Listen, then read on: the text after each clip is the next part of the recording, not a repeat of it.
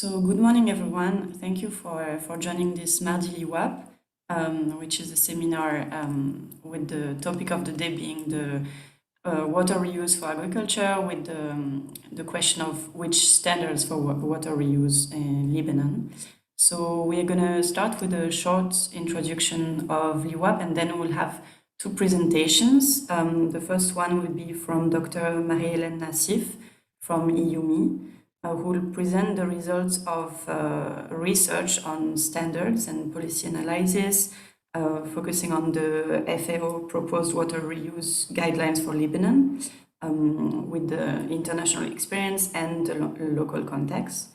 And then we'll have a second presentation from Dr. Marie-Hélène Abi-Saab from LARI, who will present the results of an experimentation of water reuse for agriculture in Lebanon. So local evidence of the impact of irrigation vegetable crops from Ablah wastewater treatment plant in the Bekaa. So we will have the two presentations one after the other, and then we will have all the questions and discussions at the end. So we should be able to have about an hour of discussion. So please keep your question in the end, and don't hesitate to write it down in the discussion or raise your hand for all your questions. So I will leave the floor now to Jasmine El-Kareh from LEWAP to present a little bit the Mardi LEWAP. Okay, thank you so much, Juliette. Good morning, everyone, and thank you for joining in today. My name is Jasmine El-Kareh. I'm the coordinator of LEWAP. So I will start a little bit just to present what LEWAP stands for and what we do at the platform, our main activities. So LEWAP stands for Lebanese Water Actors Platform.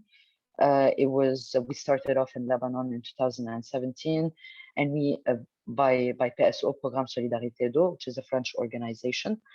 We aim at mostly sharing information and experiences among the actors working in the water and sanitation sector, and by providing also support to Lebanese and French actors working in the sector as well.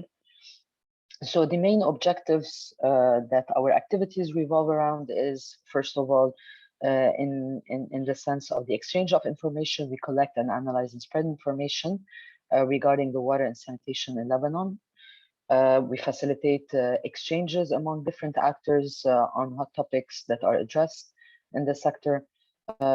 We work also on strengthening the capacity of local actors and supporting for local and international actors in project development.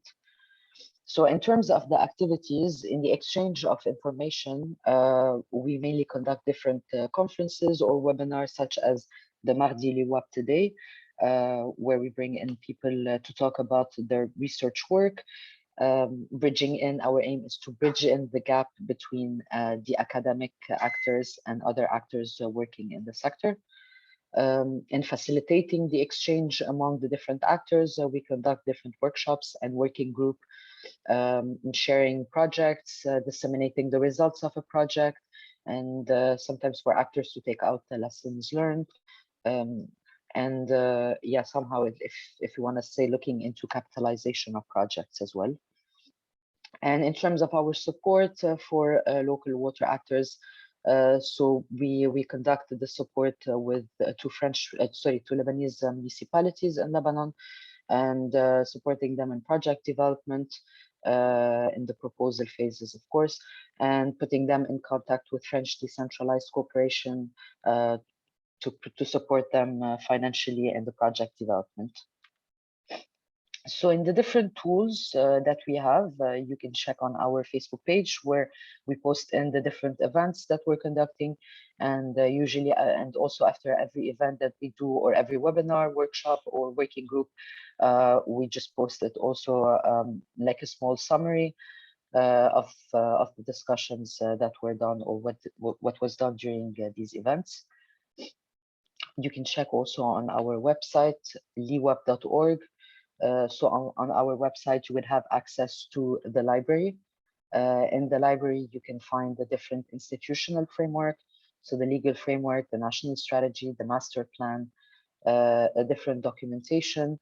And in the section, the database, which is next to it, we look into the different projects This database, it contains all of the actors working in the water and sanitation sector. So we group all of the stakeholders from governmental institutions, private sector, local NGOs and CSOs. This is an aspect that we're currently working on it a lot and expanding our network to include more civil society. Also in our network, we have academics, research institutes. So basically, most or all of the actors working in the water and sanitation sector in the country. On this database also, you can find all of the contacts of people working in these organizations, publications that are done by these organizations, as well as the projects. So here, as you can see in this slide, you can see the map of Lebanon with the dots, the blue dots, which represents for the projects. You go on the dot and it will give you the geographic location, the number of beneficiaries, and just a brief of the project. And if it was done or finalized, there's the documents that we put in also on the database. So this is here, if you can see here on this slide, this is how you see on our website when you access the database, the section organization. Here you can search for the organization name. And the materials it's representing for the documentations that are published by these organizations. And this is one of the example of the projects that you can find on the database. So as I showed you before on the map of Lebanon, you have the different blue dots. Once you click on it, this is an example of the details that you will receive. And also, I forgot to mention this, in our library, we have the newsletter, which we publish every 2-3 months. So in this newsletter, we put in the latest updates from the sector, either at the national level or from the WASH cluster. And also we mention in these newsletter what are the upcoming events. And you can also see on our website in the toolbar on the right, the events or the calendar where we feed in also our upcoming events. So this is it from my side. And also for those who would like to join our network, please feel free to contact us by email on contact@lewap.org. And you can register your name or organization in the database, and you will be receiving well, the latest update, the latest news, different projects, and what are the upcoming events that are happening either at the national level, either it's being conducted by us or by other organizations in the sector. So this is it from my side. Thank you. Thank you, Jasmine, for this presentation. So Marie-Hélène, I let the floor to you.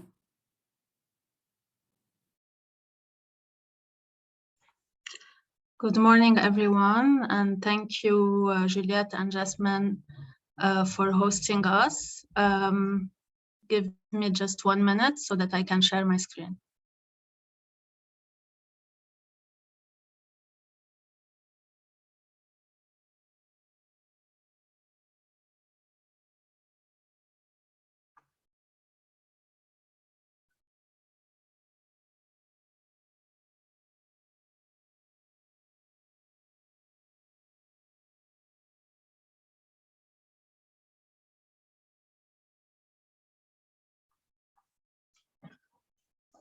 Are you seeing my screen? Yes. Is it full screen? Is it good? Yeah. Okay.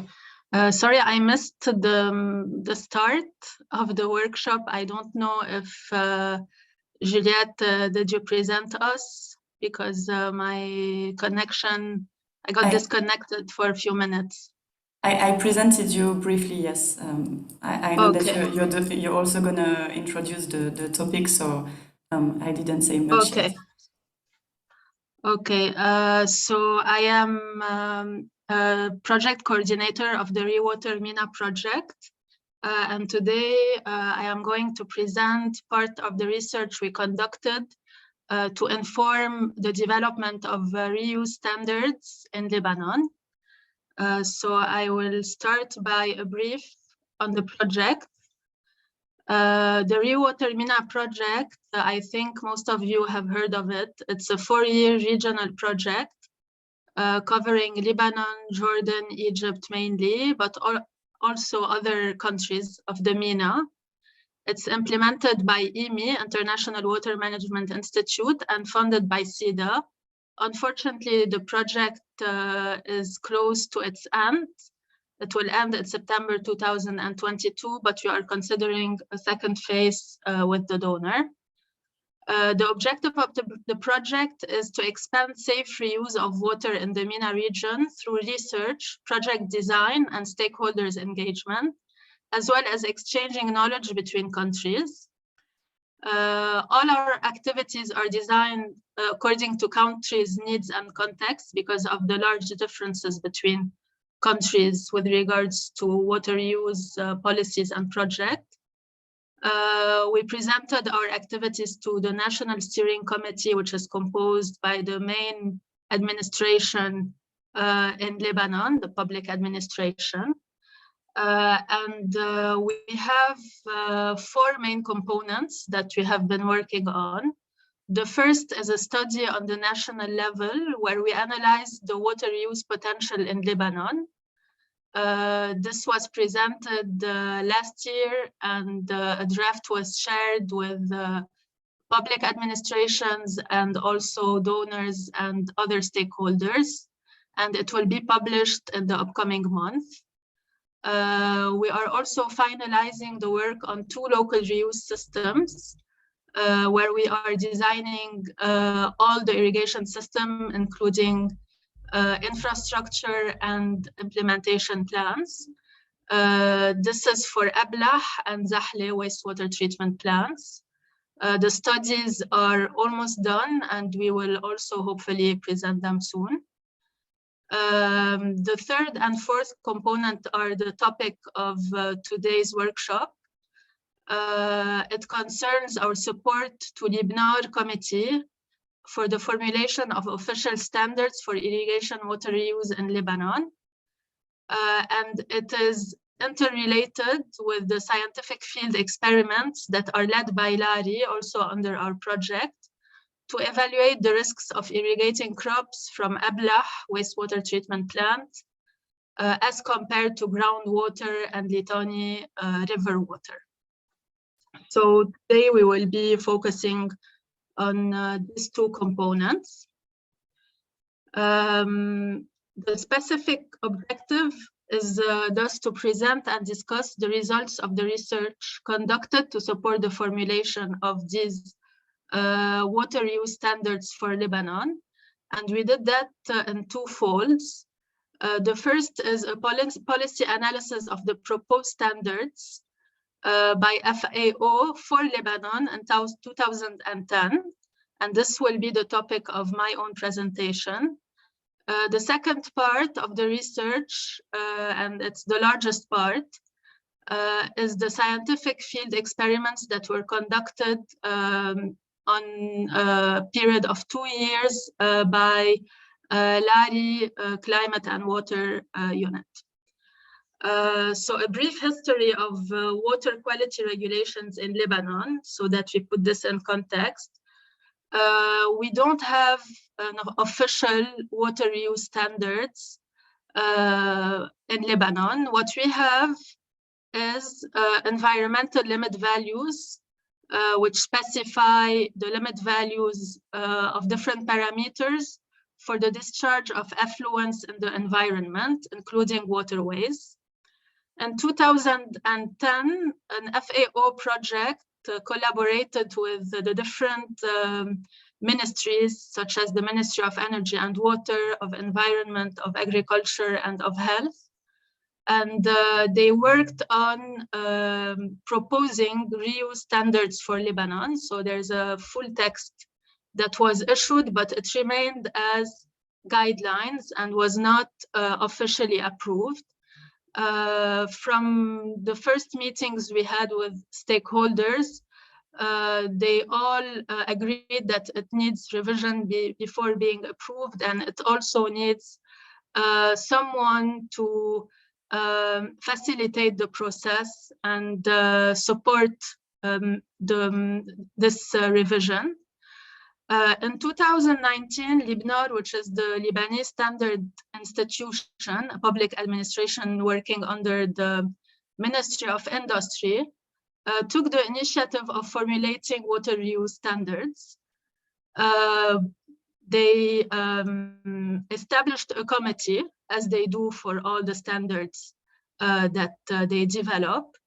And we helped them facilitate this committee and gather all stakeholders. And within this committee, which grouped all the ministries that I mentioned, the committee agreed to revise the FAO 2010 guidelines through the committee, and Lebanon will submit it as a mandatory text to be officially ratified by the Council of Ministers. So this means that the process will be shorter because we don't need anymore all the ministries to sign if the committee approves on the standards, because they will all be represented in the committee. So we decided to support this process. We started by joining Lebanon committees, and they had to start with, they had on their agenda to start with the ISO guidelines, which were read, and it served as a training for the committee to get to know what is a standard for reuse in agriculture. And we adopted it as guidelines also, but not mandatory. And the future steps, we are holding now meetings to bring some modification to the FAO guidelines and adopt it as mandatory regulation. So this is the context of the project. Now I will brief you a little bit on the core elements of regulation or standard for water reuse in agriculture, so that we can understand how we analyzed this text and how we compared it. So as you know, in treated effluents, we have different parameters and constituents that are hazardous to human health and also to crops and ecosystems. So there are a large number of parameters that normally should be monitored and kept under a threshold, a certain threshold value, not to harm health and agronomic systems and ecosystems. So human health parameters are divided into pathogens and chemicals. Agronomic parameters, we have a long list that I won't go through now. And we also have the physicochemical parameters with the famous BOD, COD, TSS, and turbidity. So normally in most of the regulations and standards, so just to be clear, when I say regulation, it's an official regulation, and standard, it's a list of rules or parameters that are established, but that are still not ratified in the regulation. So normally in most, excuse me, are you hearing me? Yes, hello? Yes. Okay, sorry, I thought I got disconnected.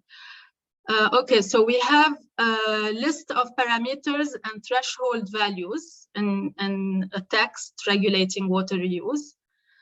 We have different categories normally, dividing water quality, different water quality, and with each category specifying which crops can be irrigated. So normally we have edible or non-edible plants, such as landscape irrigation. In these parameters, we also have sometimes complete restrictions on crop and use of irrigation systems. So this is the core element, the list of parameters, threshold values divided by water categories. And we also have here recommendation of treatment technologies for each water category, from the best water category to the least quality water category. We also have monitoring protocol, which specifies the frequency of testing and how testing should be performed. We also have recommended best practices. So these are not mandatory practices, but it's recommended for farmers or managers to handle, for example, carrying irrigation with safety measures or agronomic practices to reduce risks and improve productivity. And for managers, how to handle treatment technologies and reuse systems to increase safety and not to be favor the contamination with the pathogens. And we also have the governance framework, which is very important, and it's often not brought up in the discussion because usually we focus more on the technical aspects. So in the governance framework, it specifies the distribution of roles and responsibilities of each administration stakeholder. It can be stated in other regulations or other mandates or laws regarding governance in the country. But if not, it should be stated in this text so that each tasks can be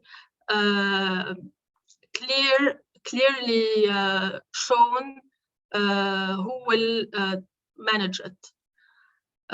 So these are the 4 steps important to know in a regulation. And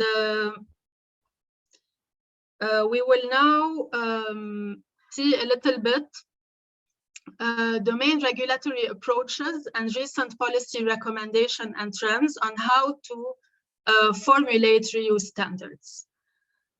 So a general recommendation that we see in all policy recommendations, such as the United States Environmental Protection Agency, US EPA, or the WHO, the FAO, ISO, or the EU regulation, is that standards need to be adapted to local contexts and take into consideration financial, technological, and institutional capacities of the country.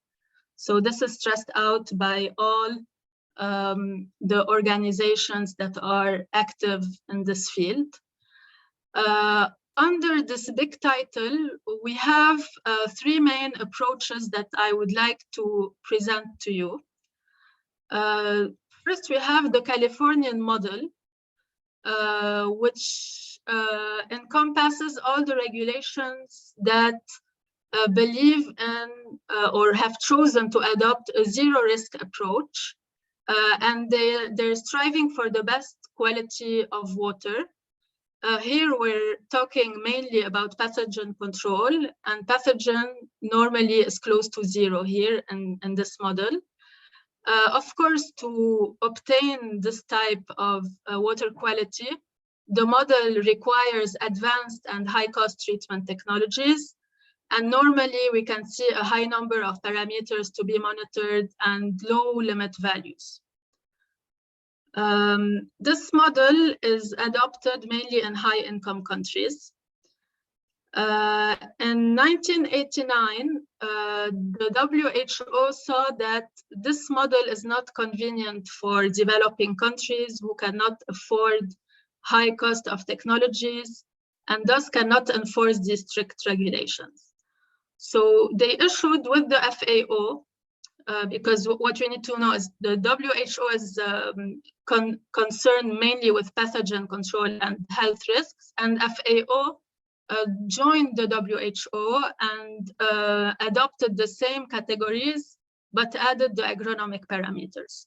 So in the early 90s, let's say, the WHO issued guidelines, and the FAO followed with agronomic guidelines as well, where the level of stringency should be proportional to the capacity of enforcement.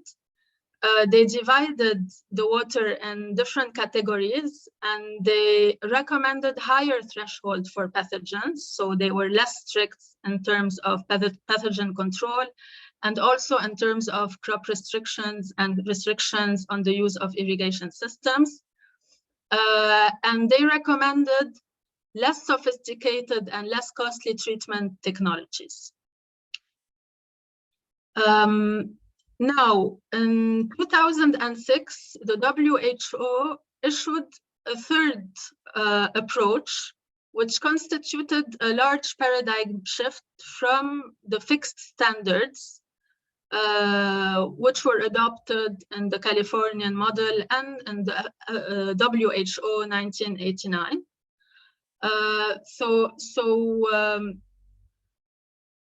You can see here in the graph, the first option, which is the fixed standards, there is only one barrier. That is the water reclamation or the wastewater treatment.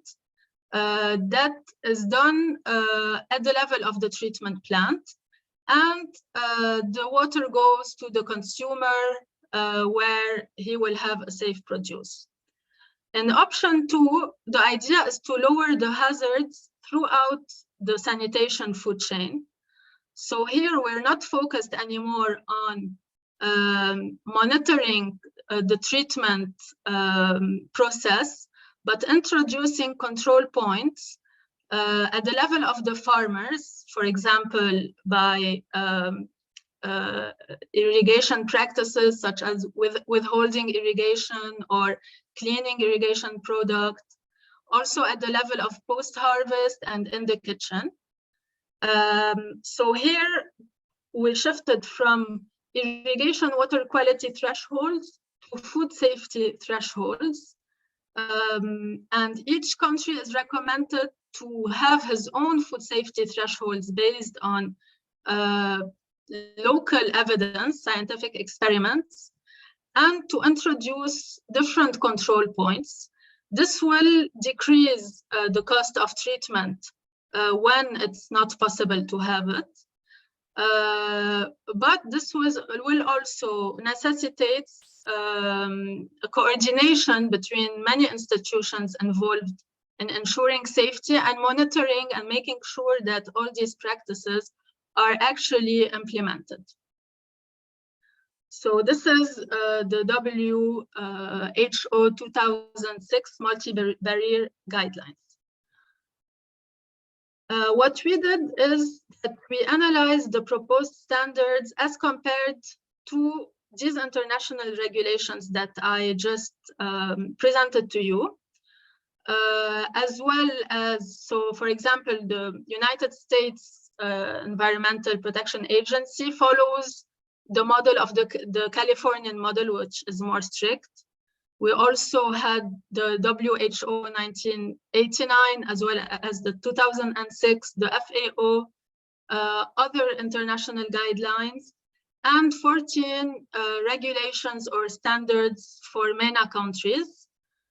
We analyzed in more detail Jordan, Egypt, Morocco, and Tunisia, because we have stakeholders with us in the project, and we're able to have a more qualitative analysis here. We also compared the possibility, or we compared this text with the possibility of enforcement in Lebanon, and this based on the national and local studies we conducted. So we had some water quality tests from wastewater treatment plants, for example, in the Bekaa. We also put that against existing crops and irrigation practices In the areas identified by our national study, in our national study, we saw that, or we identified where reuse could be a potential and what are the crops planted in these areas, what are the irrigation practices used. So we were able to reflect on the possibility of practicing reuse in this area and having these standards used. We also compared or read the FAO regulations against the informal reuse practices, which are widespread in the country, and the Bekaa and the Shuf and North Lebanon, to see how farmers perceive the quality of the water, which crops are they irrigating, and which irrigation systems they are using. And generally, we also evaluated this as compared to the governance and the performance of the wastewater sector in Lebanon. And finally, we tried to see if the recent recommendations on standard designs, mostly the ones that promote local and context-based design of standards, are being respected.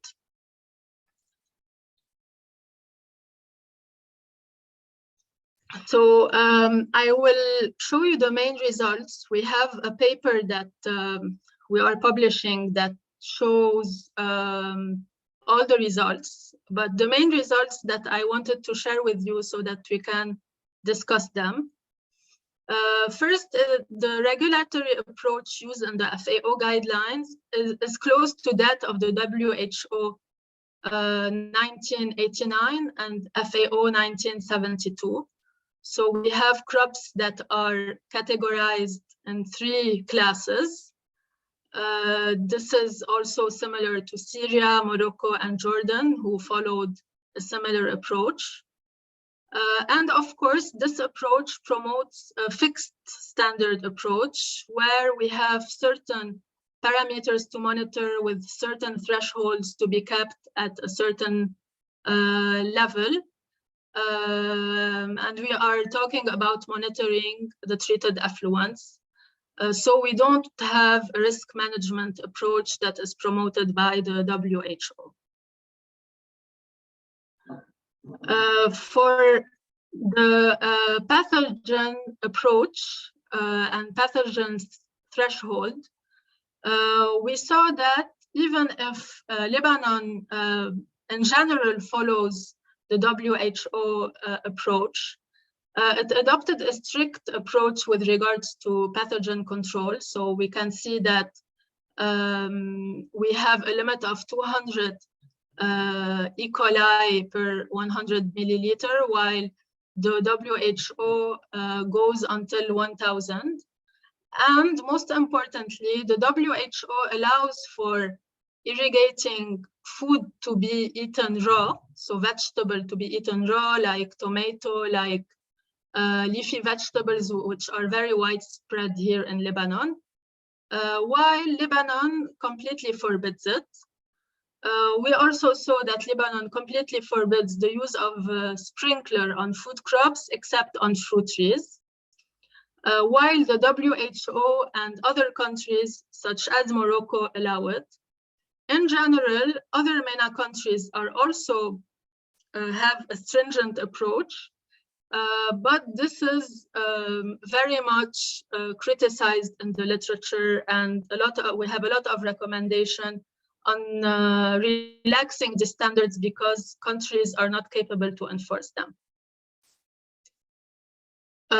So I'm talking about these 2 points because in the potentially irrigated areas, which we identified, for example, in Zahle, nearby the Zahle treatment plant, or in Jubjanin and Canal 900 area, or also in the Shuf, we saw that the potential mainly in Lebanon is concentrated in already or existing irrigated areas.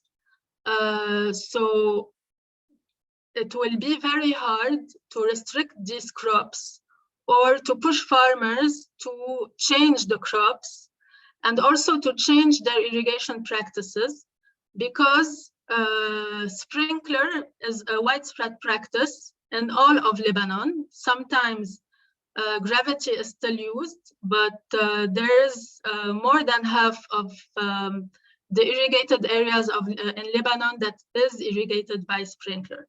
So these 2 points are important to be discussed and to be revised if we want our standards to be really enforced on the ground. Otherwise, solutions need to be found for the enforcement of these standards.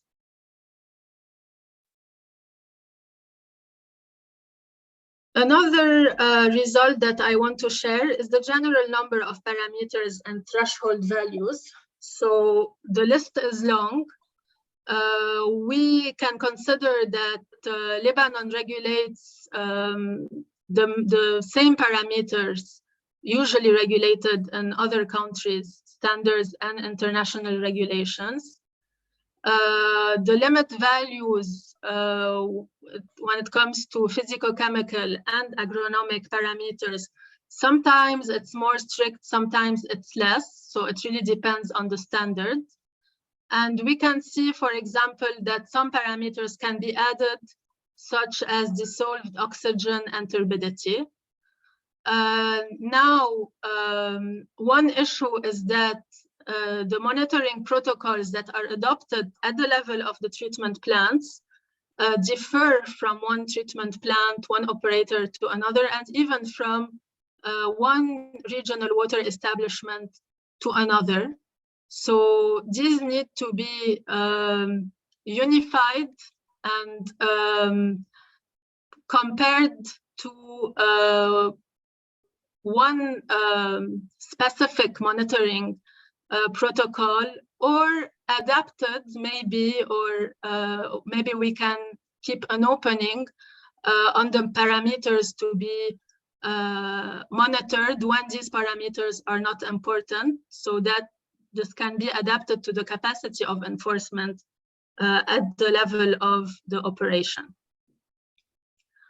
The governance framework, we don't see any mention of responsibilities of administration with regard to monitoring in the FAO proposed guidelines. In general, there is no governance framework for reuse in Lebanon. So we don't know, for example, who should operate the water reuse system. Is it the regional water establishments? But sometimes it's the municipality who runs the treatment plants. Who should distribute the water at the level of the irrigation systems? Sometimes we have farmers committee, sometimes we don't. So all these questions that we research in our local studies, we don't have an answer for them in this FAO proposed guidelines, and more generally in Lebanon. One important point is that in the existing regulation in Lebanon, we also have a missing or loophole in the regulation regarding the monitoring. For example, in Jordan, we have a monitoring agency that comes and tests the water at the level of the treatment plant. The operator also treats it, but it's the monitoring agency that makes sure that water complies to standards. In Lebanon, we don't have that, and it should be addressed so that we know who is accountable, and we have clear institutional mechanisms that guarantee the monitoring and the compliance. Last point that I want to share with you is the issue of indirect reuse.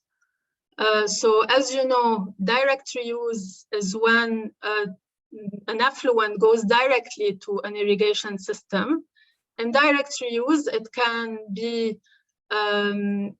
discharged in a river or in a storage like a dam, mixed with fresh water and then supplied to irrigation systems. In Lebanon, we saw that, like we see in the map, the command areas around treatment plants, we see that many treatment plants are on rivers and discharge in rivers. Sometimes farmers reuse the water indirectly downstream. So the aspect of indirect reuse is an important aspect to be considered in our regulations. It is considered in Egypt and Jordan, for example. In Lebanon, we also saw that a lot of potential is where irrigation systems exist. So, for example, in Zahle, we can inject the treated effluent in the Berdawni spring-based system, for example. So here also, this specific practices need to be regulated. How do we consider this? Because it will be mixed with fresh water. Do we consider that as direct reuse or indirect reuse? So this question, as revealed by the research, is important to be discussed in LIBNAR committee, and of course with all the stakeholders, and this is why today we are presenting these results, because we are interested to hear your opinions on this. So in general, we can say that the FAO proposed guidelines for Lebanon are generally stringent relatively to other international guidelines and MENA countries, especially with regards to pathogen threshold and crop and irrigation system restrictiveness. We saw that crop and irrigation systems restriction are expected to be hard to be enforced in practice, so alternatives or enforcement mechanism have to be discussed. Enforcing the standards require establishing a clear governance framework for management and monitoring of reuse system.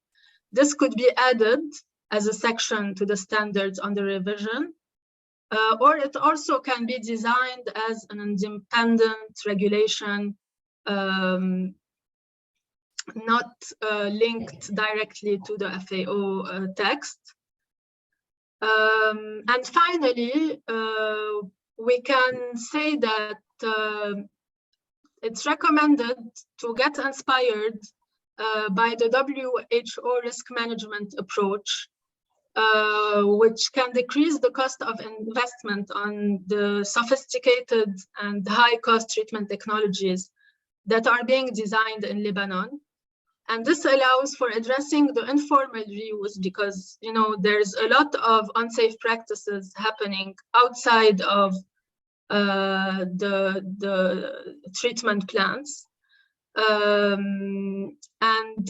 This is completely or at least partially ignored by the regulations, the authorities, and it's not regulated.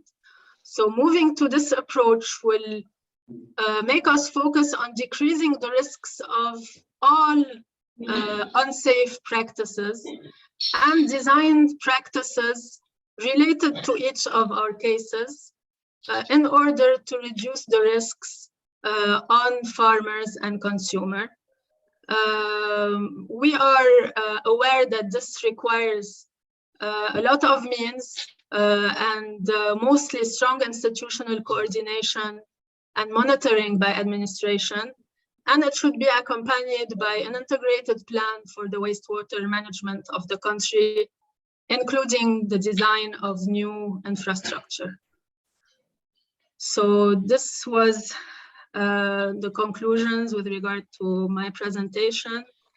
I'm happy to take questions, but before that, I think we will move now to Marie-Thérèse, who will present to us the results of the field trials that they did in Tel Amara. Thank you. Thank you so much, Marie-Hélène. Yes, we will keep the questions for the end. So I will leave the floor to Dr. Marie-Thérèse. Good morning. Can you hear me? Yes, we can hear you. I will first share my screen.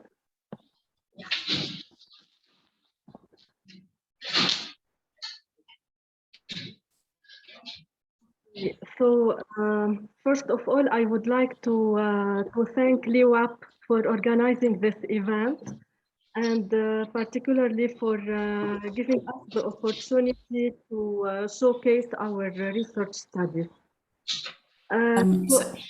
Sorry, just I think, I think we still see Marie-Hélène's screen. I don't know if you can stop sharing. Yeah, okay. Yes, I just did. We can see it. Great, we can see the screen now.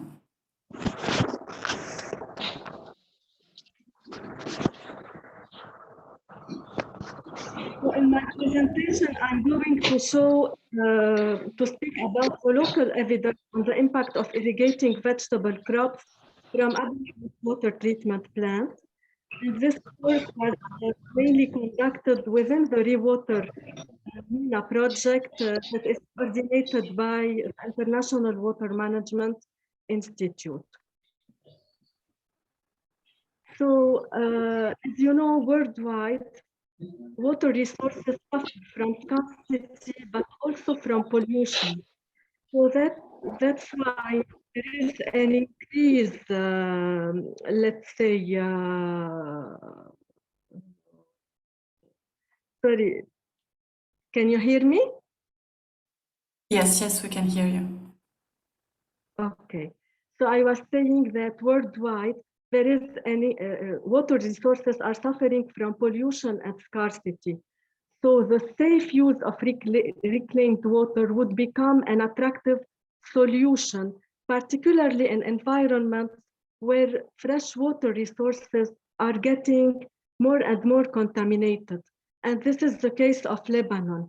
Particularly, an example in Lebanon is the Litani River Basin. So in my presentation, I will mainly focus on this river basin as a case study. So the Litani River Basin is mainly polluted. It suffers from uncontrolled disposal of liquid and solid waste, including industrial, municipal, and even agronomical waste. Recent evidence, so mainly last year we conducted a sampling campaign along the river, mainly in August 2021, in a way to quantify a little bit the existing pollution in this river basin. And as you see here on this map, fecal coliforms in many locations exceeded most of the time the limit provided by the World Health Organization for unrestricted irrigation. On this map, you can also see the irrigation water quality index that we tried to develop for this river that is considered, or let's say that it is used to be an important source for irrigation for Lebanon.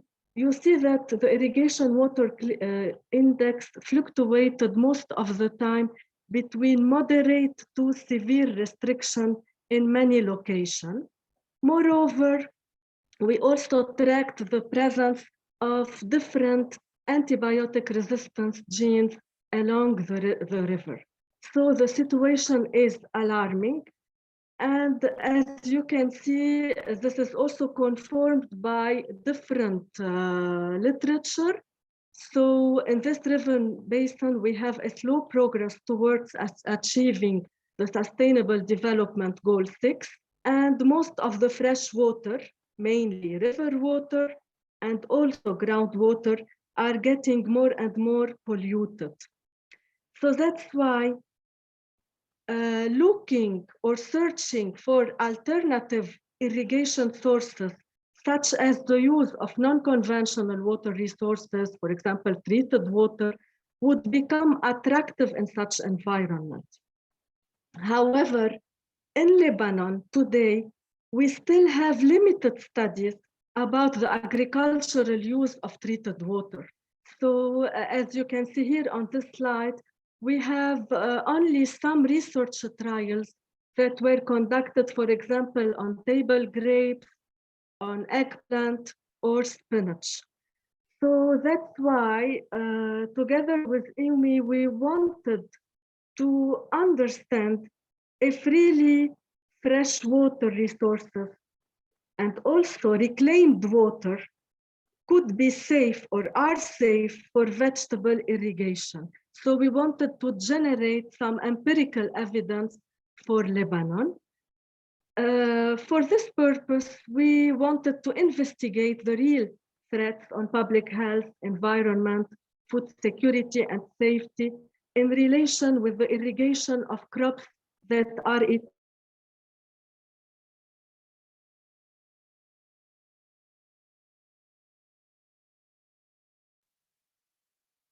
Okay, so I think that we lost Marie-Thérèse. Probably she will be able to connect back in a couple of minutes. In the meantime, is there anyone who would have any question regarding the first presentation?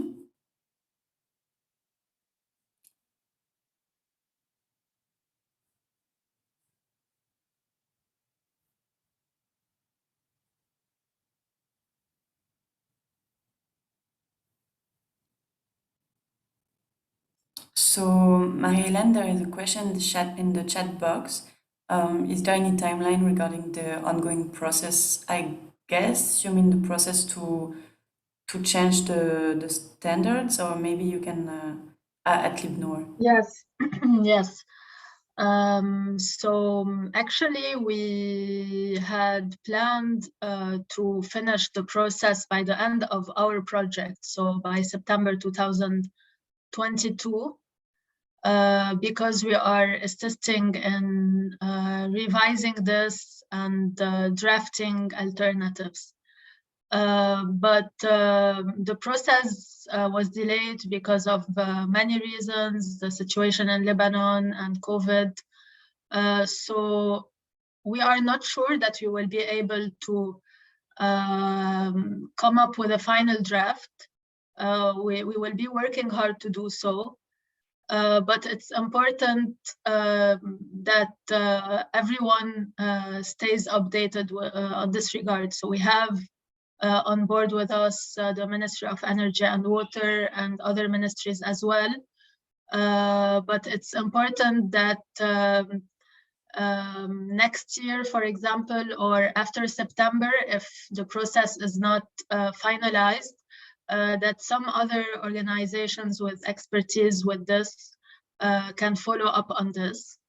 So I'm happy to discuss with those of you who are interested to support. That's it. Okay, thank you so much. We can maybe discuss this a bit further at the end. I saw that Marie-Thérèse was joining again. Marie-Thérèse. Hello. Yes, I'm here. Can you hear me? Yes, yeah. So sorry for the inconvenience, but my laptop was out of battery. I switched to another one. No so worries. I continue. Yes, can you share your screen again? Okay, great. Thank you.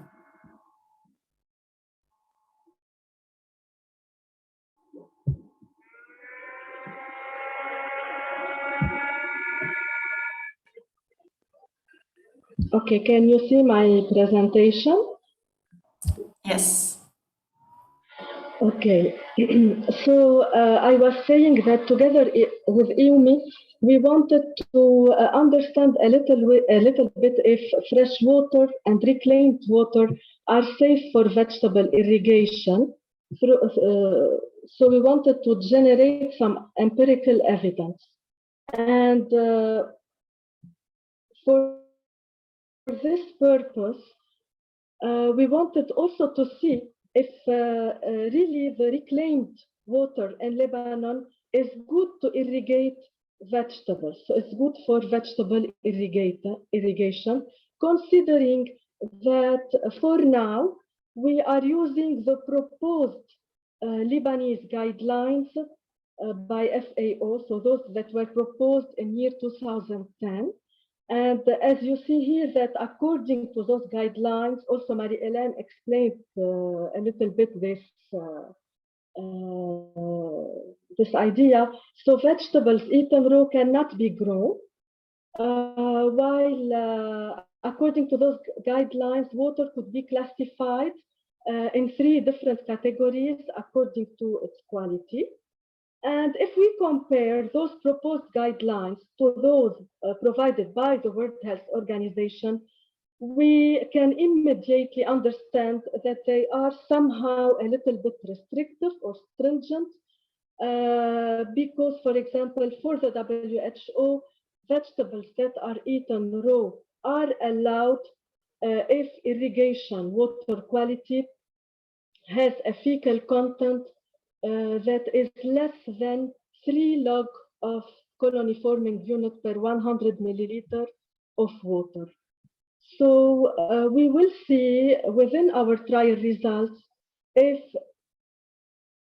this stringency is really relevant to Lebanon, or there is, let's say, a need to relax a little bit those proposed guidelines in a way to be much more closer to those provided by the WHO.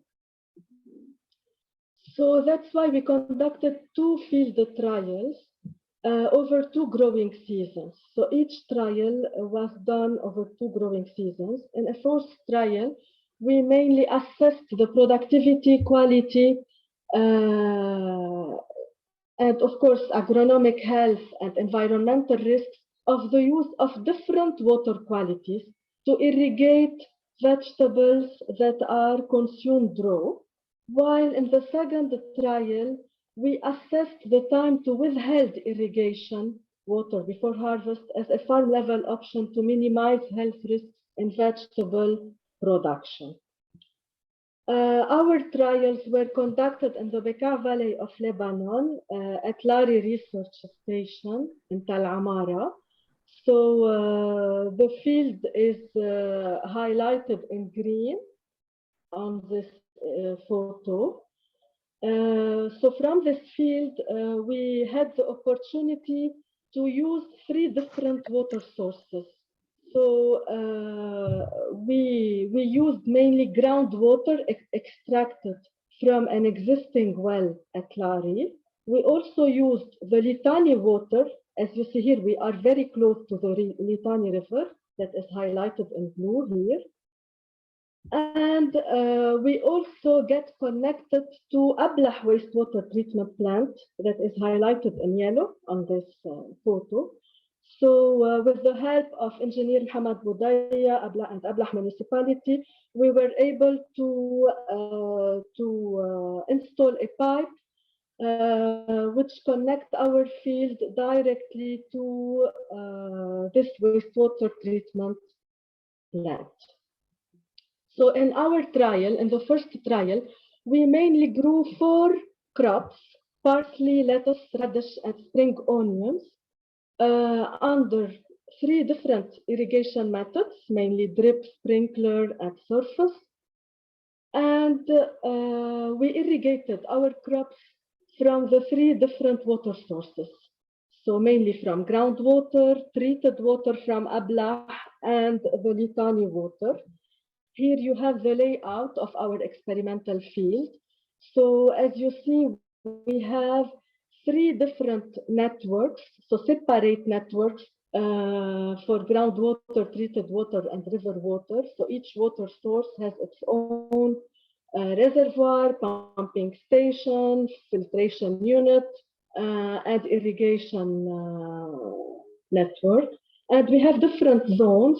So a zone for, so each water source has its own drip zone, sprinkler zones, and surface zone, while we were randomizing the crops.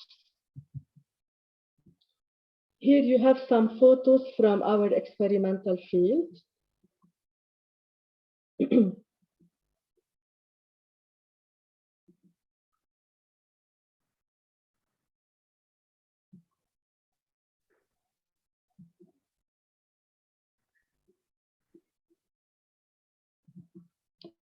Okay.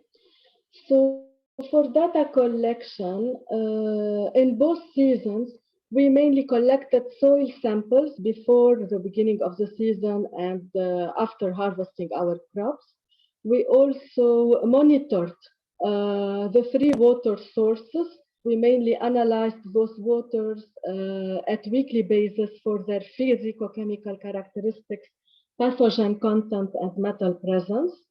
And on the crops, we mainly analyzed the yield quantitative parameters, the mineral contents of our crops.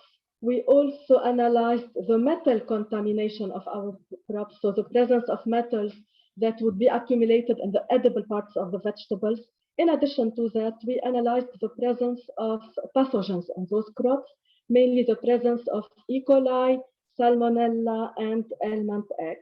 Then this data was analyzed in a way to understand the quality of irrigation water, the yield and nutritional or mineral value of crops, and we also elaborated some health risk indicators, such as the estimated daily intake of metals for adults and children, the health risk index, and target hazard quotients in a way to better understand the effect of consuming crops contaminated with metals on human health.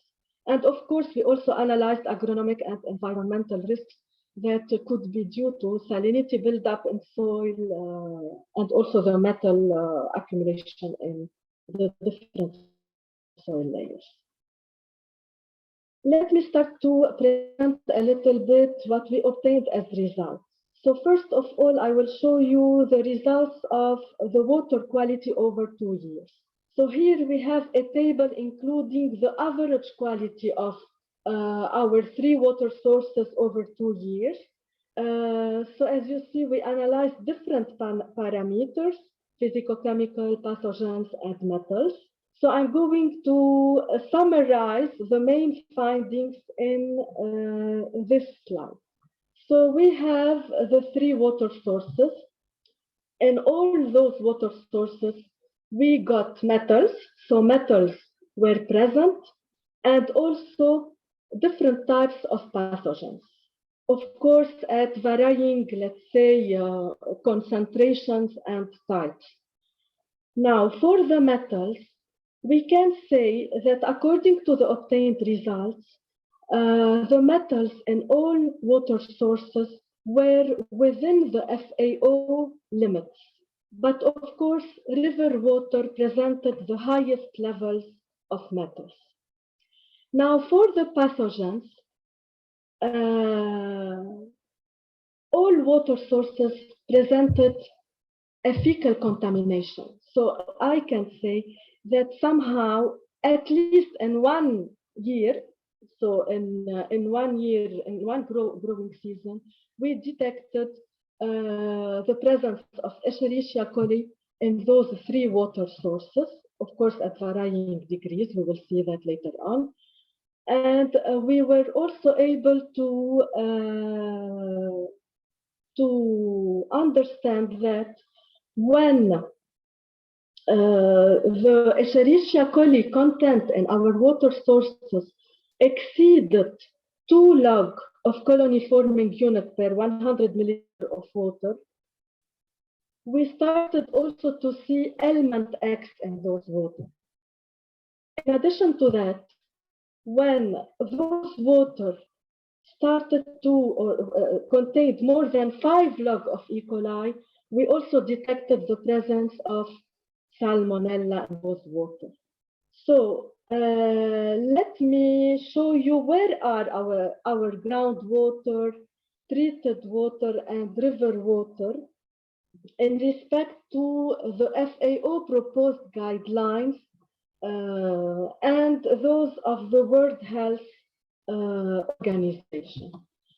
So if we compare what we have to the Lebanese guidelines, since the 3 water sources contained somehow a fecal pollution, we can say that all the 3 waters according to the Lebanese guidelines, cannot be used to irrigate vegetables that are consumed raw. Now, if we look to the results of our groundwater, we see that our groundwater contained, so it is classified in category 1 according to the Lebanese guidelines, and it presented a content of E. coli that fluctuated between 1 log up to 2 log colony forming unit per 100 milliliter of water. So mainly in 2019, its bacterial content was around 1 log, while in the next season we got an increased fecal pollution in groundwater source. So as you see here, according to the FAO, this water quality can be only used to irrigate vegetables that are eaten cooked. But we all know, I'm not sure, maybe we have to reflect a little bit about this fact, because we all know that most of our vegetables are irrigated with groundwater from the Litani Basin, and mainly raw crops are being irrigated, and we don't have, let's say, or we cannot touch this high existing risk on our health. Now, for the river water, the results revealed that river water contained most of the time, more than 5 log E. coli. Salmonella was also present, and of course, Elmentex. So this water is really of very bad quality and cannot be used to irrigate vegetables. Now, for the treated water, the quality of treated water in season 2019 was a little bit, let's say, not very good. So it was considered as category 3, while in season 2020, the treatment provided by the treatment plant was, let's say, somehow very efficient, and the effluent was of category 1. And we can say that even the quality of treated water in that season was better than that of groundwater in terms of bacterial content. So if you look here, according to the FAO guidelines, treated water, once it is well treated, it could be used to irrigate vegetables that are eaten cooked. Now, if we compare those findings to the WHO guidelines that reveal or that provide that raw vegetables could be irrigated with waters containing up to 3 log of fecal pollution, we have to reflect about the stringency and adequacy of our proposed national guidelines to secure human health safety. So maybe our guidelines or the proposed FAO guidelines are somehow stringent for our local conditions. Let's see, or in order to better understand this fact, let us have a look on the results of the vegetable contamination. So you see on this slide, we have on the upper part our water qualities, and we will see if our crops were contaminated in relation to the used irrigation methods, so drip, sprinkler, and surface methods.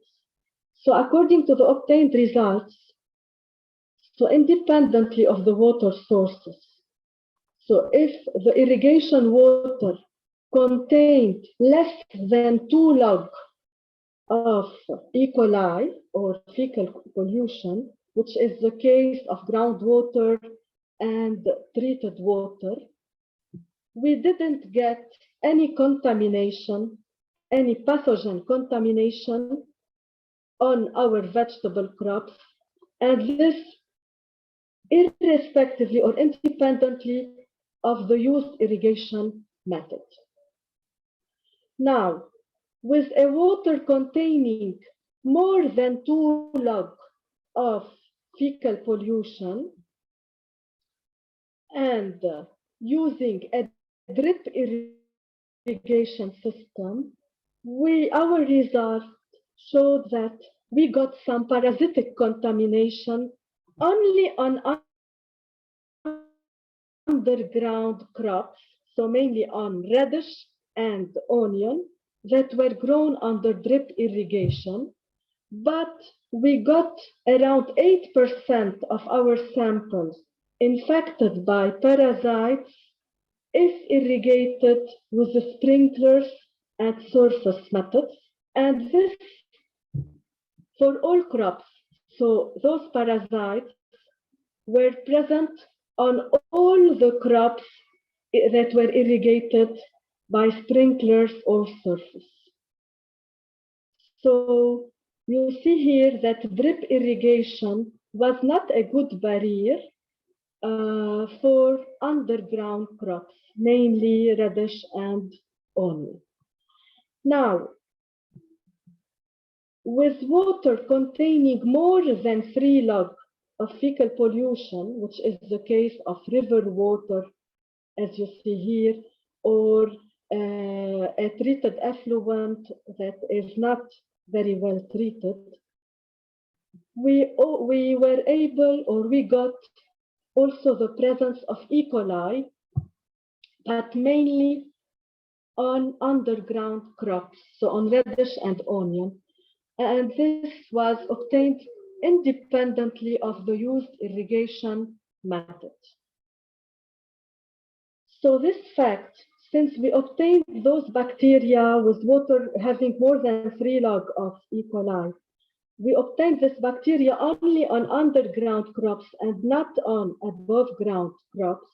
We have to reflect on the fact that local environmental conditions may also influence produce safety. So the local environmental conditions may also sometimes be used as a barrier for the safety of obtained produce when we deal with polluted water. So any decrease in air temperature or a delay in harvest time would kill E. coli. So E. coli, according to literature, is sensitive to the fluctuation or variation of environmental conditions. So that's why we will see that mainly on the above ground crops, this bacteria was not present while it was detected on below ground crops. And I have to say that it was detected only in year 2020 and not in season 2019, because in the first season, the harvest was delayed in respect to the second season.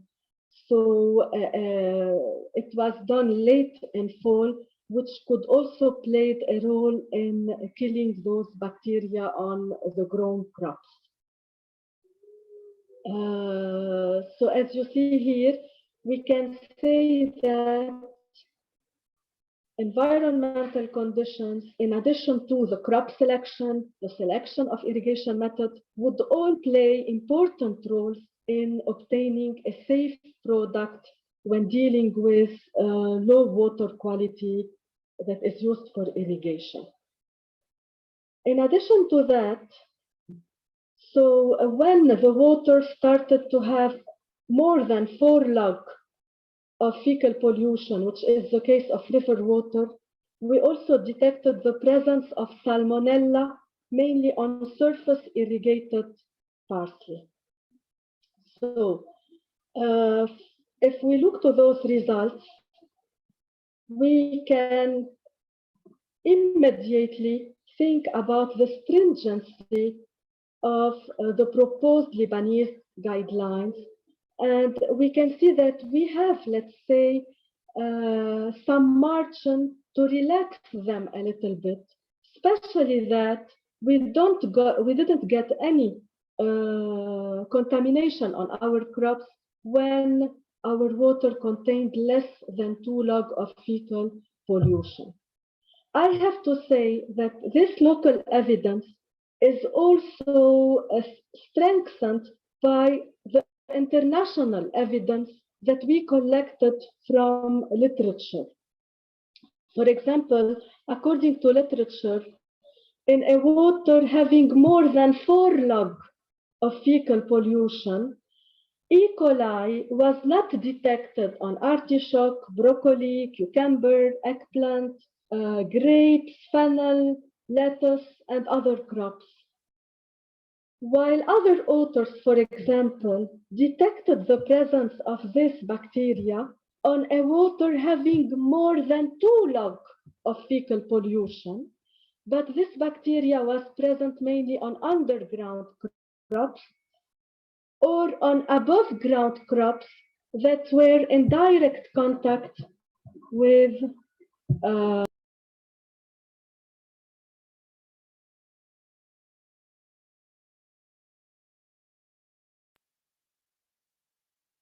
So I think Marie-Thérèse got disconnected again.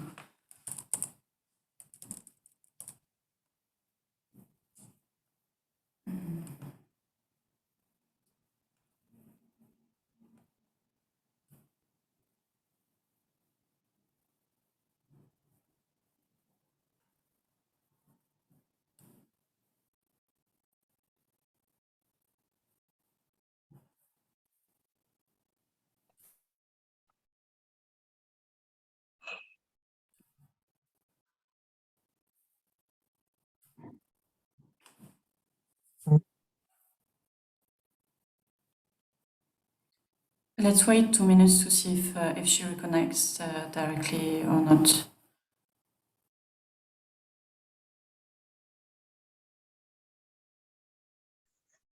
I'm trying to contact her. She already told us that she might have electricity problems. Yes, I think she changed the computer once. Yeah.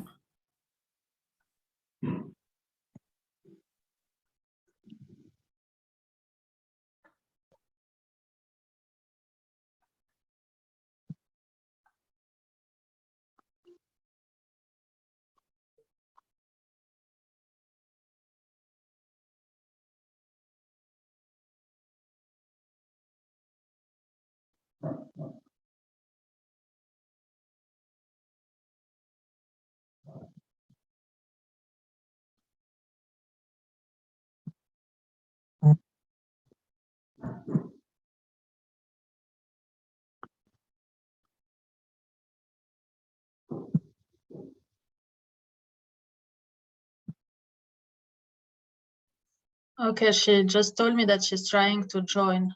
Seems that's an internet problem. Yes, she's joining back now. Okay, great. It's a lot of information to process, so it's good to have a little break. Marie-Thérèse, are you with us? Hello. Can you hear me? Sorry, I'm not Yes. lucky today with connection. I'm really sorry. No worries, no worries. We can hear you, no problem. Can you see my screen? Yes. Okay. So I was presenting a little bit the international evidence collected from literature, which let us reflect more about the stringency of the proposed FAO guidelines, and if we still have a margin to relax them a little bit once the first Lebanese standard would be issued by Lebanon. So as you see here, that our results are also confirmed with this collected international evidence. And maybe we have a margin here to work here. So in case we are dealing with waters having less than 2 log of fecal pollution, I think that growing vegetables that are consumed raw would be allowed, has to be allowed. So here on this slide, I would like to show you a little bit the types of pathogens that were identified on the grown crops. So as you see, we got E. coli as bacteria. As parasites, we got Ascaris, Blastocystis, Chilomastic mentili, and Dolimax nana. So Endolimax and Chilomastics are not pathogenic parasites. They are considered as commensal parasites, so they only indicate the presence of fecal pollution, while the pathogenic one are Ascaris, and even for Blastocystis, not all the strains are pathogenic. So there is still a debate about the pathogenicity of this parasite according to literature. So you see here the concentration of those bacteria as organized for the 3 water sources, 3 irrigation methods, and the crops over the 2 growing seasons. Now, for the yield and mineral content of the crops, so as you see, always I'm presenting the table of the results with some research highlights. For example, here the main highlights would tell us that our vegetables, which were grown under treated water, were of a very good nutritional quality and were, let's say, of similar mineral content as those irrigated with other water sources. And for all water sources, the grown crops presented a mineral content which was in agreement to those reported by the USDA National Nutrient Database for Standard References. Now, for the metal contamination in food crops, as I previously said, that metals were detected in the 3 water sources, but they were within the FAO limits. Accordingly, on our crops, we also detected the presence of some metals in the edible parts of the crops. Mainly parsley and onion showed the highest metal contamination, while radish showed the lowest one. But we can say that the presence of those metals in the vegetables were within the safe limits of FAO, WHO, as provided in the Food Standards Program Codex, except for zinc and chromium. So that's why, because we got those metals, or we detected them in vegetable crops, we decided to go further and to estimate some metal health indicators, which were the estimated dietary intakes for adults and children and the target hazard quotient. And as values, we got values that for those indicators that were lower than 1. So indicating that we are still within the safe limits for the lifetime ingestion of those metals. But of course, in an environment where pollution is increasing more and more year after year, I'm not sure till when we will stay within those safe limits. I mean, in terms of metal contamination. Now, let me speak a little bit about the second trial, where we assessed the optimal time to withhold irrigation water before harvest as a farm level option to reduce health risks of produce contamination with element X and other pathogens. So here we are dealing with a low cost and a simple, let's say, farming practices that farmers could adopt in a way to reduce the contamination of their crops with pathogens. The grown crop was lettuce that was irrigated using surface method. So mainly we, as experimental layout, we got a randomized complete block design with 4 treatments replicated 3 times. So in a first treatment, we withheld irrigation 1 day before harvesting lettuce. Then for the second treatment, we stopped irrigation 2 days before harvest, then 4 days and 6 days before harvest. And of course, we collected different data. So we analyzed the quality of the treated effluent in both seasons. We analyzed lettuce heads for their pathogenic content. And we also measured yield, and we analyzed the mineral content of those leafy greens.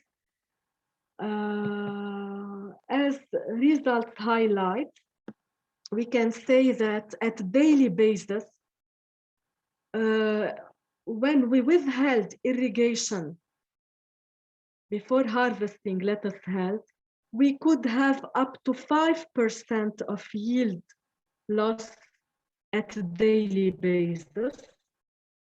And for our conditions, for the Bekaa Valley conditions, we recommend to withhold irrigation for 2 to 4 days before harvesting our crops in a way to reduce contamination of the pathogens, but at the same time to have little loss of yield. Now, for the mineral content and nutritional value of the lettuce heads, we can say that the results revealed that we were within the range reported by the USDA. For the pathogenic loading on lettuce heads, mainly we didn't get E. coli on our lettuce heads. Of course, because as I previously told you, this is due to the prevailing climatic conditions. So the environmental conditions could play as a barrier to produce safety, but also to the treatment efficiency, especially in season 2020, because the treated effluent was of very good quality. So this would also help to get a safe produce. But this was not the case of the parasites. Mainly, we had a low occurrence of Ascaris and Dolimax nana in one season, mainly in season 2019, because in that season, the treated effluent was not of a good quality. It was classified as category 3. So we got some infection with parasites. And here I would like to remind you that this parasitic contamination appeared only in year 2019, because in that year, the water quality contained more than 2 log of fecal pollution. So sanitary risk associated with irrigation practice, although they are very low, but they are present. So we have to always monitor the parasitic presence on our produce. And this monitoring suggestion should be also mentioned in the proposed national standard for wastewater, for water reuse. Conclusion. So as I already mentioned, environmental conditions, in addition to the crop selection, the irrigation method, would all, and of course the quality, so importantly the quality of irrigation water, would all play an important role. So let's say they would all be considered as barriers to produce safety, to obtain a safe product. In our conditions, we have to say that elaboration and implementation of sustainable policy for the monitoring and management of water quality is urgently needed. And of particular importance is the development of irrigation water quality standards, mainly water reuse standards. But here we need to focus on standards that promote health protection and food safety at affordable costs. Okay, so we need to think about standards that really help us in our local condition to overcome the pollution that we have. So as you saw that our research has shown that the adoption of drip irrigation with water of less than 3 log of fecal pollution would be safe for vegetables consumed raw, of course, with the exception of underground crops. So in our opinion, our results deserve to be considered in the formulation of the first Lebanese standards for water reuse, with the aim of realistically protecting human and environmental health while making a more productive and efficient use of water resources. And particularly, we have to reflect about seriously starting to using reclaimed water in agriculture in a safe way, especially that it showed to have or to give us vegetables that have a good quality compared to the freshwater resources that we are using in irrigation. Finally, I would like to think with you. Let's think together about two options or two scenarios. So here we have the proposed Lebanese guidelines as provided by FAO.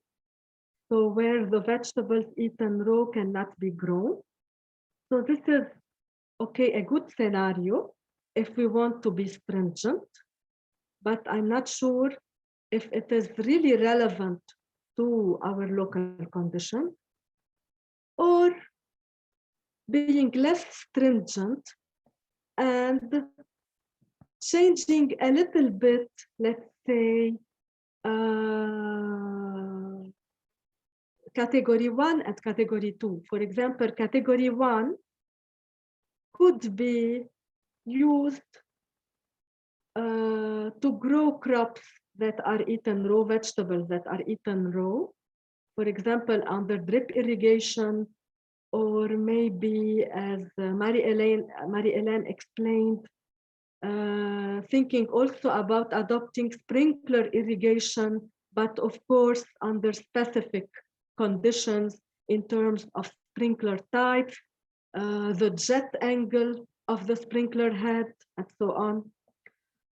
While for the category 2, we can also allow vegetables that are eaten raw, while banning growing underground crops in this category.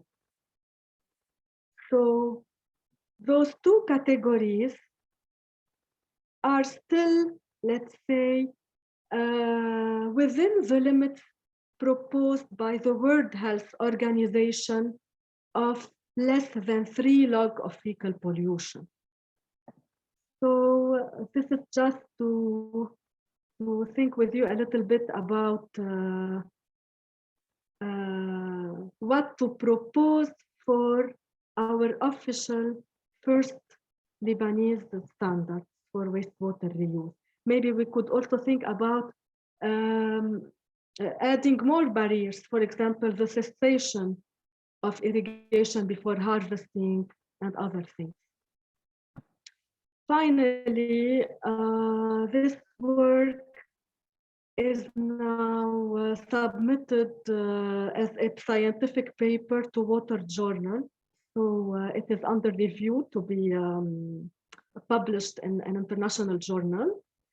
And I also invite you in case you are interested to get more knowledge about the limited research trials on wastewater reuse that were conducted by LARI during the last few years, you can read this paper, for example, that was published last year, where we used treated water from Ablah wastewater treatment plant for the irrigation of table grapes in Ablah, using different irrigation strategies, for example, alternating the use of fresh water and treated water and so on. You can also have a look on this paper where we mainly elaborated a trial on the irrigation of eggplant using treated water from I'at wastewater treatment plant. And this is an interesting work that was conducted within a project with FAO a few years ago. And you can also have a look on this paper related to assessing the performance of a natural way to treat wastewater, so mainly the constructed wetland of the Litani River. And finally, I would like to thank the whole team from LARI that is working on wastewater reuse topics. So as you see that we need to be a multidisciplinary team because this topic include bacteriology, parasitology, virology, and other science disciplines. And that's it. Thank you. Thank you so much, Marie-Thérèse, for this presentation. I was wondering if you could put the slide on the conclusion, the one with the second scenario that you propose for the 34th, yeah, this one. Just so we keep it, if we can have a discussion around this. But first, there are a couple of questions in the chat box. There was one at the beginning of the presentation. What are the most important crops that can be planted after reusing water treatment? Maybe Madeleine, was your question answered during the presentation, or you still have a question on this? I think it was from Madeleine Chamas.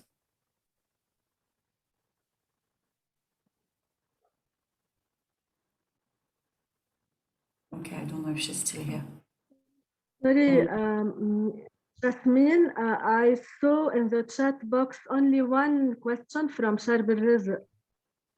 No, there were a couple of questions before, actually. So, you can't see them because you were disconnected, Marie-Thérèse.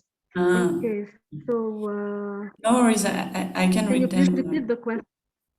Yeah, so the first one was what are the most important crops that can be planted after reusing water treatment? But this question was asked at the beginning of your presentation, so I think you kind of already answered. I don't know if you want to add something on this. Yes, I can add a few more words. So according to the proposed FAO guidelines, so as you see, we have three categories of water. So if the water quality is within category 1, vegetables that are eaten cooked are allowed, in addition to other crops. So for example, you can irrigate fruit trees, cereal crops, canned crops. You can irrigate even gardens with public access and so on. Now, if your water quality falls within category 2, so in this case, crops or vegetable crops that are eaten cooked are not anymore allowed, but you can still irrigate fruit trees, landscape crops. But for gardens, you can only irrigate gardens with restricted public access.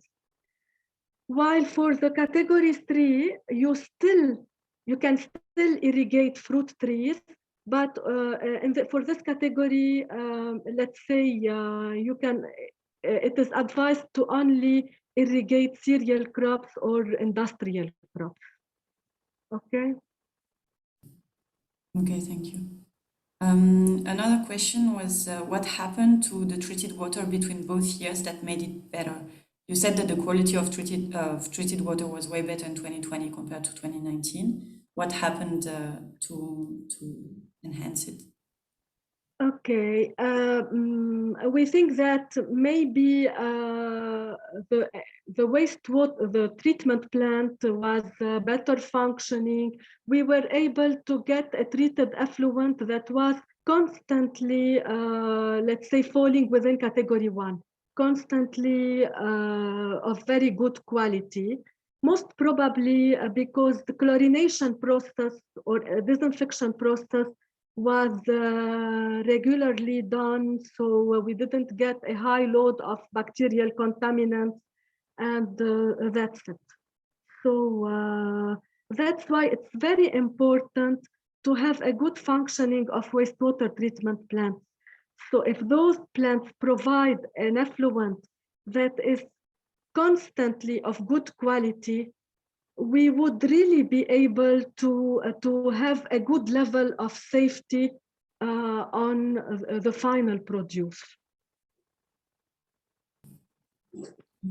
Yeah. Another question, what was the duration between the last irrigation and the testing of pathogen in food crops?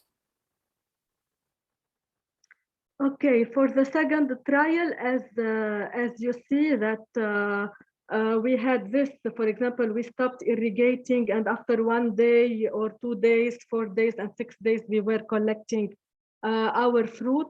While for the first trial, it was, let's say, after 1 day of stopping irrigation, so just to be able to enter to the field, and then we were collecting our crops.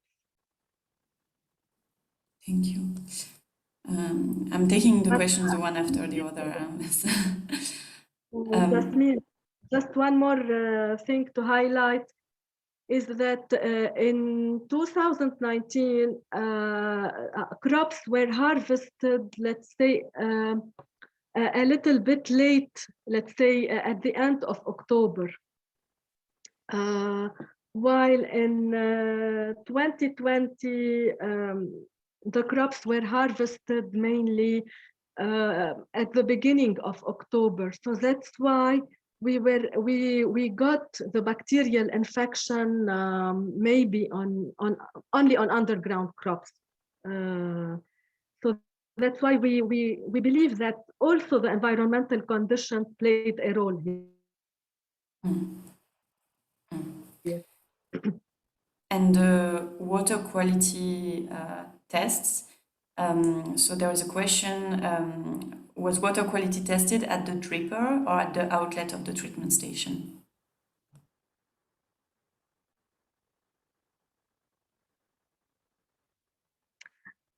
Okay, so for the water quality, we mainly tested them directly at the water emitters. So we were collecting them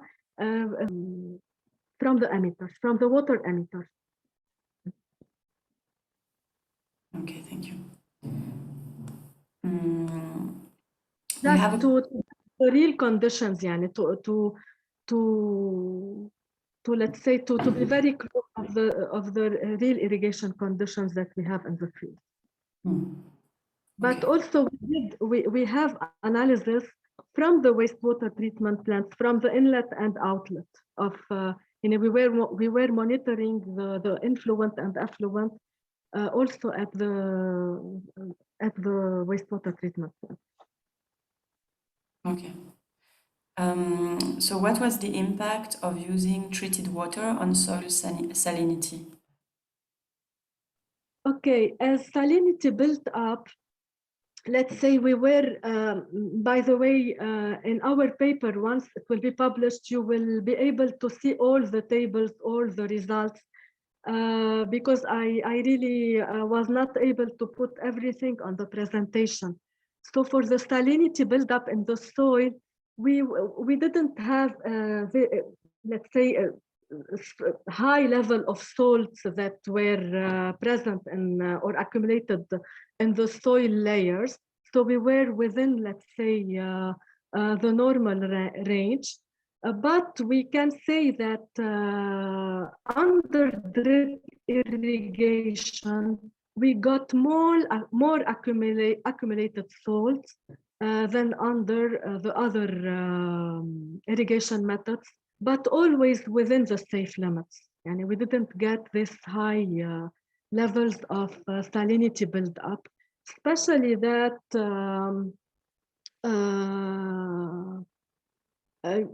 you know that after this season in Lebanon, we have a good rainy season. So in case we have some build up of lot of salt accumulated in salt, so rain would help to leach them somehow. Now, for the metals accumulated in soil, also they were within the soil limits, the FAO limits. And we all know that for metals, things are a little bit complex because many factors would interfere in metal accumulation in soil, for example, the pH of the soil and other things. Thank you. So there is another question. Rita, maybe, I mean, I don't know if you can say it because I'm not sure I understood fully your question. Doesn't category 2 and 3 limits bypasses the surface water discharge thresholds by the Ministry of Environment in line with category 1?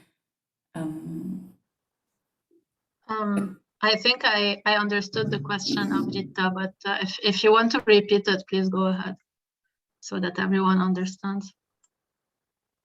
Hi, everyone. Can you please confirm if you can hear me well? Yes, yes. Okay, great.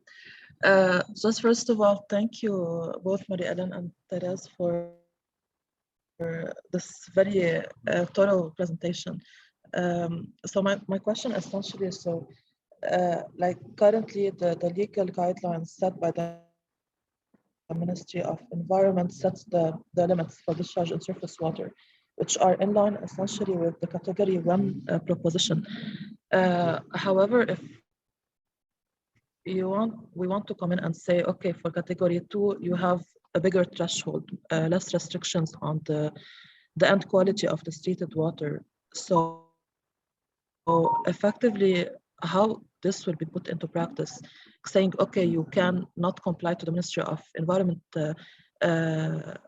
guidelines, but you can have a higher, like a less treated water in a way.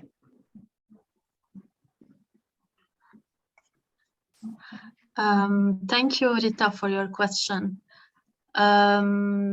First of all, can you clarify which parameters do you find not compliant or having more strict thresholds in the regulation of the Ministry of Environment as compared to category 2 and 3? Because in our comparison, it's not more stringent.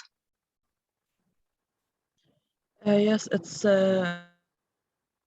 less stringent actually. Sorry if I didn't clarify this. So for example, for category 2 and 3, we have higher levels for VOD, COD, and TSS, a higher tolerance for these concentrations as compared to the Yes. Ministry of Environment guidelines. Higher tolerance in the FAO reuse guidelines or in the environmental limits value? And the FAO and the irrigation reuse. What is shown here. We can discuss this later, but from the comparison we have and the text you have on the environmental level values, I can share them on the screen now. It's not more stringent, but let me answer more broadly your question. This indeed has to be coordinated in the new standard, And if there are any inconsistencies with the environmental limit values, clearly it should be mentioned, and the steps or the specific value has to be clarified, which one to follow. So thank you for pointing out to this, and perhaps we can discuss it later. But it's an important point, especially that, as I mentioned in my presentation, the treatment plant operators don't have a clear standards that they follow. They rarely were aware of the FAO proposed guidelines. For example, a lot of them, they use the WHO guidelines, and the environmental limit values are not always monitored. So this is why the governance framework is very important to specify all the steps that need to be conducted to monitor. First of all, to have a unified regulation on this for the environmental limit values and for the reuse standards, and also to specify the responsibilities of each administration with regard to monitoring.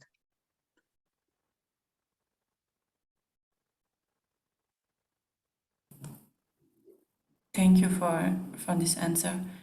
Going back to the experimentation, or in general, there's a question about chlorination. Do we consider that chlorination is allowed, considering that plants cannot tolerate chlorinated water?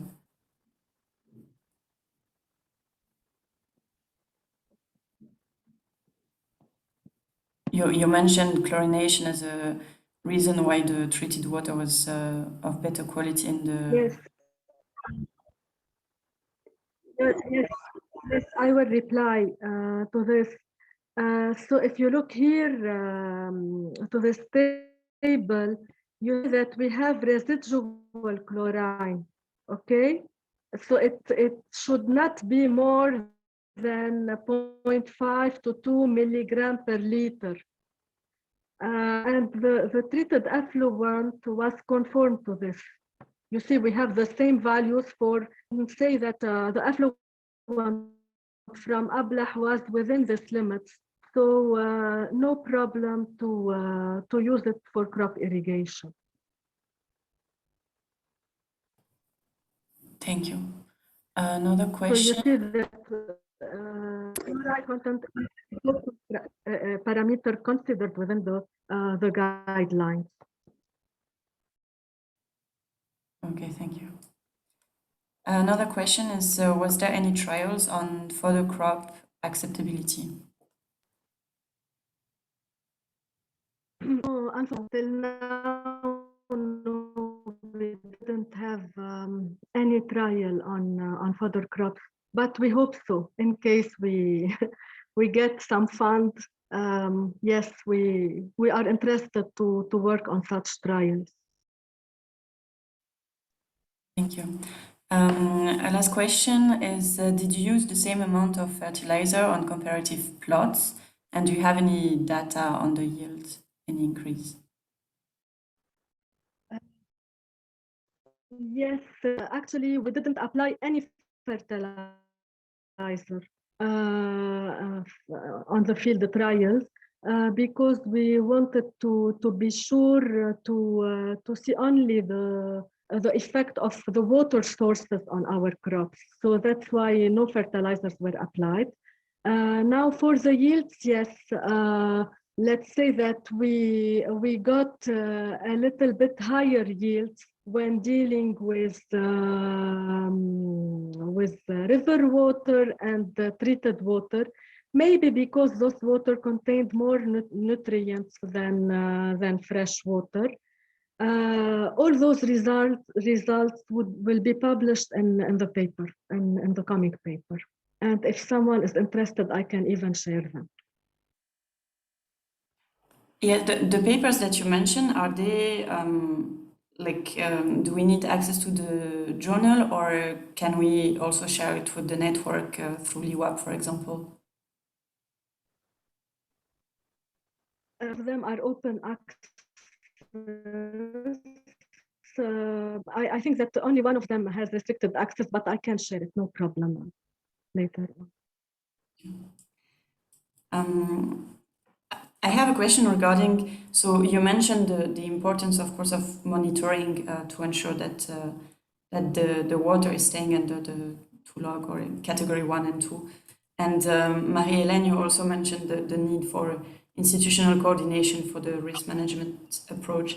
I was wondering, after through your coordination with LIBNOR, how you see this, the feasibility of this. And what was the feedback? How do you see the institutional capacity on this, both the monitoring and the coordination?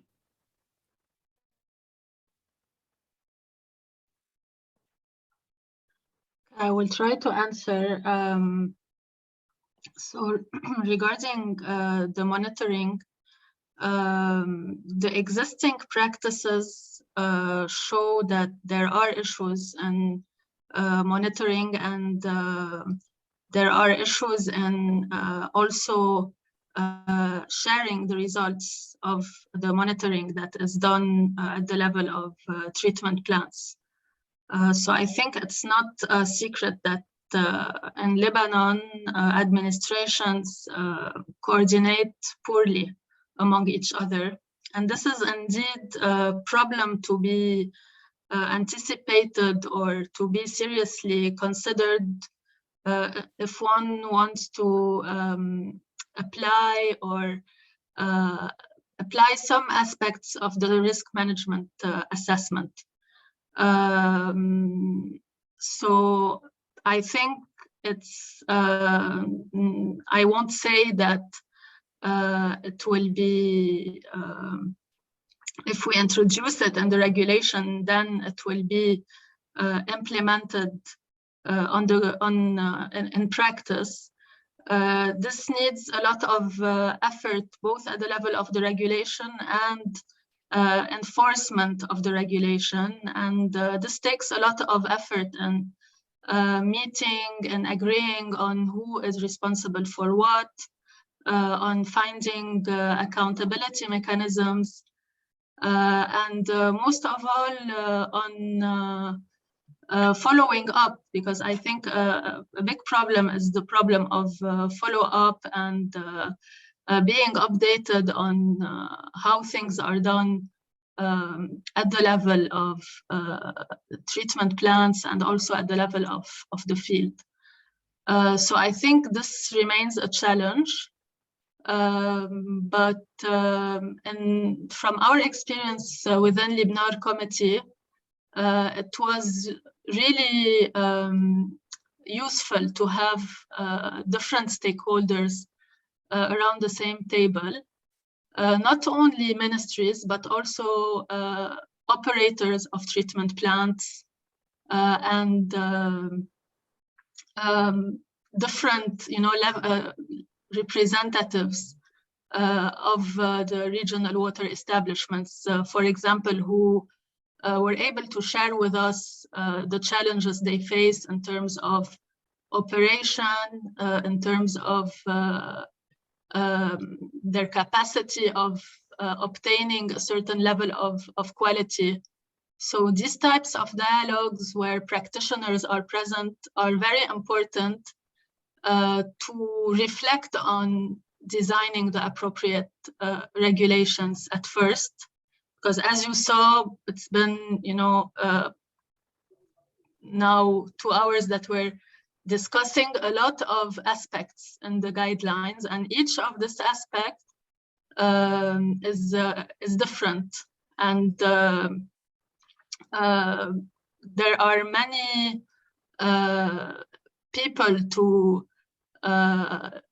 investigate or to collect opinions and information and data to be able to design the standards. So a participatory process is really a need. And on the long-term management of the wastewater treatment plants and the reuse systems, it takes a lot of effort and funding for proper follow-up. But my personal opinion is that it's really worth it to invest in this, because investing in high-cost technologies and infrastructure and imposing very strict standards did not lead to more safety, on the contrary. So I think that this question of governance is really a crucial issue to be discussed and to be challenged within research projects and implementation of infrastructure project, all projects concerning management of the water and the wastewater sector. Thank you for this feedback. And yes, I think also today is an opportunity to say that if other actors are interested and would like to join forces with you, they can reach out. There is a question from Michele. Can you provide recommendations on what is the best way forward? What is the ministry that should take the lead on this process? And that's a very interesting question. Hello, Michele. Thank you for hearing our presentations. As I started by presenting, this process is actually led by LIBNAR. LIBNAR is the Lebanese Standards Institution. It's a public administration working under the Ministry of Industry, and it's in charge of issuing different standards, such as standards for freshwater use or pesticide use in different sectors and industries. So actually what we did is that we gathered, or we supported LIBNAR in gathering high-level decision makers at the beginning of the process, and they all agreed, including the Ministry of Energy and Water, who has a big part of leadership in this, but it's not the only ministry. Many ministries have mandates in this, and it's not clear who should lead the process, because it also has a part where agriculture should be monitored, and water quality monitoring is also in charge of the Ministry of Environment. So I think the best way to do this is to continue to support LIBNAR in this and coordinating with the other ministries. As you know, there are different projects and different workshops and different processes. So I think we should build on this opportunity. If our project does not continue, we should stay in touch in order to support LIBNAR, and they will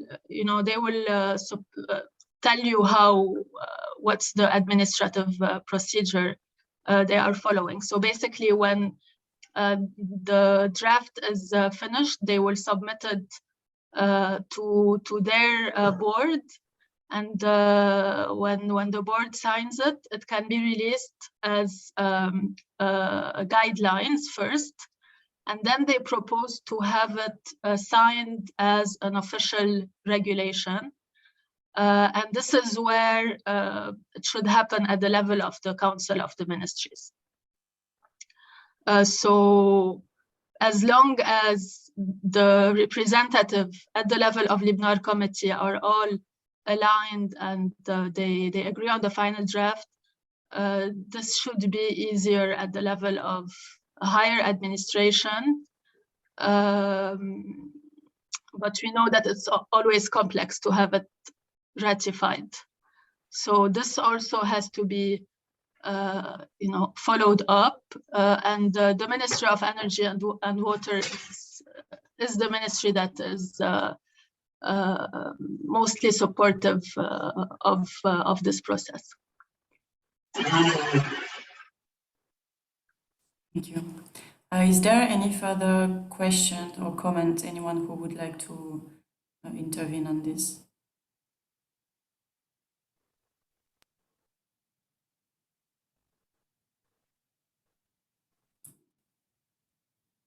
So if there is no other question, I suggest to close the session. Thank you so much for these presentations. It was very helpful, very insightful.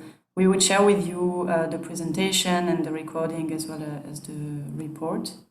And I see that there is a comment that is asking to keep people in the loop of progress. So yeah, we would try to give news of this project also through the LEWAP newsletter. So we'll try our best to keep you in the loop for this. Also, the upcoming presentations, both from LARI and IWMI, will be shared with the LEWAP network.